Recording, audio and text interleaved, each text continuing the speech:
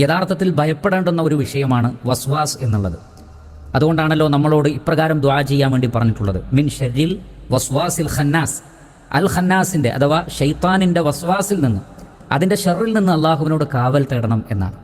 അപ്പോൾ വസ്വാസ് എന്നുള്ളത് യഥാർത്ഥമല്ലാത്ത കാര്യങ്ങൾ മനസ്സിൽ തോന്നുക, ഒന്നിലും തൃപ്തിയാവാതിരിക്കുക. അത് ഇബാദത്തിലാകട്ടെ, അല്ലെങ്കിൽ ശുചീകരണ വിഷയത്തിലാകട്ടെ, ശുദ്ധീകരിക്കുന്ന കാര്യത്തിലാകട്ടെ, മനസ്സിന് തൃപ്തി വരാതെ ശറഇൻ്റെ നിയമങ്ങളൊന്നും നോക്കാതെ കാര്യങ്ങൾ ചെയ്തുകൊണ്ടിരിക്കുക. ഇതാണ് യഥാർത്ഥത്തിൽ വസ്വാസ്. അത് പിശാചിൽ നിന്നുള്ളതാണ്. അതുകൊണ്ട് അതിനെ ശ്രദ്ധിക്കണം.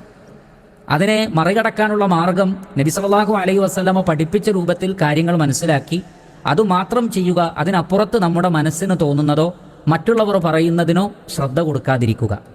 വസ്വാസിനെ മറികടക്കാൻ അതാണ് ഏറ്റവും ലളിതമായ മാർഗം. വുളു എടുക്കുന്ന സന്ദർഭത്തിൽ തന്നെ നബി സല്ലല്ലാഹു അലൈഹി വസല്ലമ ഒരു സഹാബിക്ക് വുളു എടുക്കുന്നത് പഠിപ്പിച്ചു കൊടുത്തു, അറാബിയായ ഒരു വ്യക്തിക്ക്. എന്നിട്ട് അത് 3 തവണ, വുളുവിൻ്റെ അവയവങ്ങൾ 3 തവണ കഴുകേണ്ടത് 3 തവണ കാണിച്ചു കൊടുത്തിട്ട് നബി സല്ലല്ലാഹു അലൈഹി വസല്ലം പറഞ്ഞു, ഹാക്കദൽ വുളൂഉ ഫമൻ സാദ അലാ ഹാദാ ഫഖദ് അസാഅ വതഅദ്ദ വളലം. ഇങ്ങനെയാണ് വുളു എടുക്കേണ്ടത്. എന്നാൽ ഇതിനേക്കാൾ ആരെങ്കിലും കൂടുതൽ ചെയ്താൽ, അഥവാ 3 പ്രാവശ്യമാണ് കഴുകേണ്ടത്, 3 പ്രാവശ്യത്തിൽ കൂടുതൽ കഴുകിയാൽ അയാൾ മോശമായ കാര്യം ചെയ്തു, അതിക്രമം കാണിച്ചു, ഉൽമ കാണിച്ചു.